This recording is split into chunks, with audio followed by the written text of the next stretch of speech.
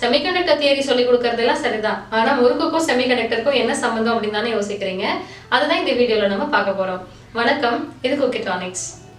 இன்னைக்கு வீடியோல நம்ம செமிகண்டக்டர் தியரி தான் பார்க்க போறோம். ஆனா தியரிக்குள்ள போகிறதுக்கு முன்னாடி நம்ம ஆட்டம்ஸ் பத்தி கொஞ்சம் தெரிஞ்சுக்கணும். ஆட்டம்ஸ்க்கு தமிழ்ல அணுக்கள் அப்படின்னு சொல்லுவாங்க. நம்ம வீட்டு கிச்சன்ல அஞ்சரை பெடின்னு ஒன்று இருக்கும். அதுக்குள்ளார கடுகுன்னு ஒன்று இருக்கும் இல்லையா? கடுகு வந்து ரொம்ப ரொம்ப சின்னது. அந்த கடுகை ஒரு 1 lakh trillion டைம்ஸ் உடைச்சோம்னா எவ்வளவு சின்னதா இருக்குமோ அதை விட ரொம்ப ரொம்ப சின்னது ஒரு ஆட்டம். இந்த உலகத்துல இருக்கிற நம்ம பார்க்குற எல்லா பொருட்களுமே இந்த மாதிரி பல 100 அணுக்களுடைய கோர்வை தான். ஒரு ஆட்டமோட ஸ்ட்ரக்சர் என்னன்னா, நடுவுல நியூக்ளியஸ் இருக்கும், சுத்தி ஆர்பிட்ஸ் இருக்கும். அந்த ஆர்பிட்ஸ்ல எல்லாம் வந்து எலக்ட்ரான்ஸ் இருக்கும். அப்படியே நம்ம முறுக்குல இருக்கிற மாதிரி தான். முறுக்குல நடுவுல ஒரு சர்க்கிள் கேப் இருக்கும் இல்லையா? அதை நியூக்ளியஸ்னு கன்சிடர் பண்ணிக்கலாம். அதை சுத்தி வட்டமா இருக்கிறது தான் ஆர்பிட்ஸ். அதுல போட்டிருக்க ஜீரகம் தான் எலக்ட்ரான்ஸ்னு நம்ம கன்சிடர் பண்ணிக்கலாம். நடுவுல இருக்கிற நியூக்ளியஸ்ல 2 பார்ட்டிகல்ஸ் இருக்கும். ஒன்னு வந்து புரோட்டான்ஸ், இன்னொன்னு வந்து நியூட்ரான்ஸ். புரோட்டான்ஸ் வந்து பாசிட்டிவ்லி சார்ஜ் பார்ட்டிகல்ஸ். நியூட்ரான்ஸுக்கு வந்து சார்ஜே கிடையாது, அது நியூட்ரல். எலக்ட்ரான்ஸ் வந்து நெகட்டிவ்லி சார்ஜ். ஒரு ஆட்டம்ல நம்பர் ஆஃப் புரோட்டான்ஸ் அதாவது நம்பர் ஆஃப் பாசிட்டிவ் சார்ஜஸும் நம்பர் ஆஃப் எலக்ட்ரான்ஸ் அதாவது நம்பர் ஆஃப் நெகட்டிவ் சார்ஜஸும் ஈக்குவலா தான் இருக்கும். பாசிட்டிவ் சார்ஜஸும் நெகட்டிவ் சார்ஜஸும் ஈக்குவலா இருக்கிறதுனால அது ரெண்டுமே ஈக்குவேட் ஆகிக்கும். ஸோ ஒரு ஆட்டம் வந்து எப்போதுமே எலக்ட்ரானிக்கலி நியூட்ரல். ஒரு ஆட்டம்ல இருந்து ஒரு எலக்ட்ரானை நம்ம வெளியே எடுத்துட்டோம்னா நம்பர் ஆஃப் புரோட்டான்ஸோட கவுண்ட் வந்து ஹையா இருக்கும். அதனால அந்த ஆட்டம் வந்து ஒரு பாசிட்டிவ் அயானா ஆயிடும். இதுவே நான் ஒரு எலக்ட்ரானை எக்ஸ்ட்ராவா ஆட் பண்றேன்னா நம்பர் ஆஃப் எலக்ட்ரான்ஸ் வந்து ஜாஸ்தியா இருக்கும் புரோட்டான்ஸை விட. அதனால அந்த ஆட்டம் வந்து ஒரு நெகட்டிவ் அயானா மாறிடும். இப்படி ஒரு எலக்ட்ரானை நான் ஒரு ஆட்டம்ல இருந்து வெளியே எடுக்கணும்னா 2 விஷயத்தை பத்தி நான் யோசிக்கணும். ஒன்னு, அந்த எலக்ட்ரான் வந்து அந்த ஆட்டமுடைய லாஸ்ட் ஆர்பிட் அவுட்டர் ஆர்பிட்ல இருக்கணும். இன்னொன்னு, இந்த எலக்ட்ரானை வெளியே எடுக்கிறதுக்கு எனக்கு கொஞ்சம் எனர்ஜி தேவைப்படும். அந்த எனர்ஜிக்கு பேர் தான் அயனைசேஷன் பொட்டன்ஷியல். அதாவது ஒரு ஆட்டம்ல இருந்து ஒரு எலக்ட்ரான் அவுட்டர் ஆர்பிட்ல இருந்து வெளியே எடுக்கிறதுக்கு தேவைப்படுற எனர்ஜி, அதுக்கு பேர் தான் அயனைசேஷன் பொட்டன்ஷியல். அண்ட் அயனைசேஷன் பொட்டன்ஷியலோட யூனிட் வந்து எலக்ட்ரான் வோல்ட். ஒரு எலக்ட்ரானோட சார்ஜ் வந்து 1.602 × 10⁻⁻19 கூலும். அப்போ 1 எலக்ட்ரான் வோல்ட்டை நம்ம எப்படி சொல்லலாம்னா 1.602 × 10⁻⁻19 × 1 வோல்ட். அதுதான் 1 எலக்ட்ரான் வோல்ட்டோடைய வேல்யூ.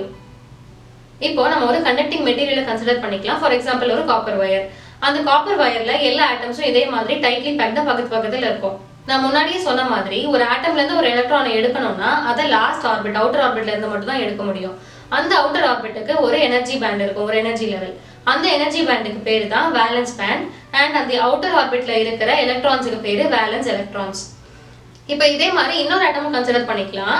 அதோட அவுட்டர் ஆர்பிட்ல எலக்ட்ரான்ஸே இல்லைன்னு வச்சுக்கலாம். அந்த மாதிரி எலக்ட்ரான்ஸே இல்லாத ஒரு அவுட்டர் ஆர்பிட்டுக்கு இருக்கிற எனர்ஜி பேண்டை கண்டக்ஷன் பேண்ட் அப்படின்னு சொல்லுவாங்க.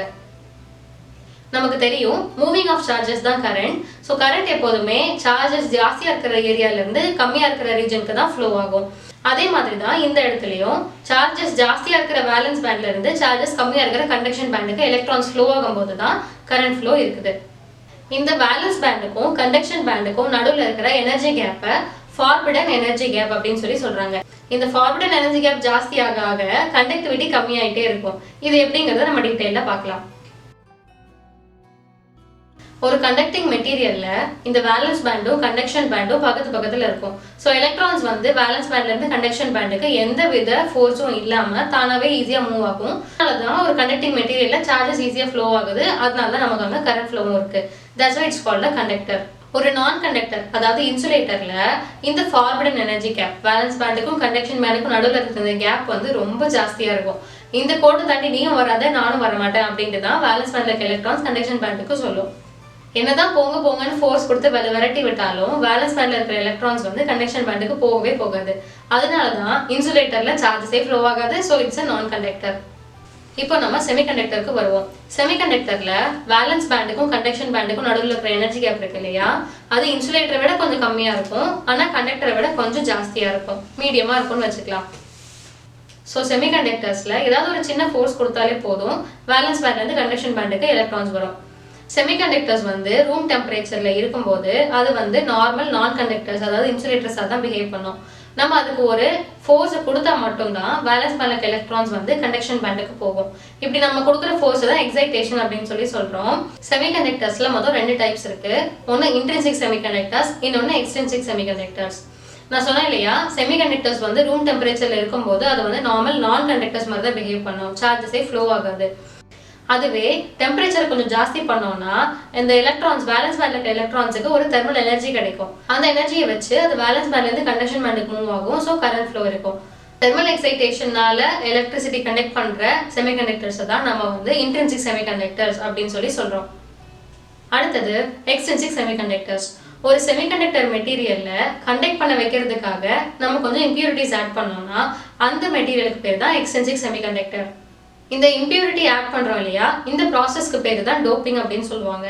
நம்ம ஆட் பண்ற இம்பியூரிட்டி இருக்கு இல்லையா, அந்த இம்பியூரிட்டி வந்து ஒரு கண்டக்டிங் மெட்டீரியலா இருக்கணும். அப்பதான் இந்த செமிகண்டக்டரை கண்டக்ட் பண்ண வைக்க முடியும்.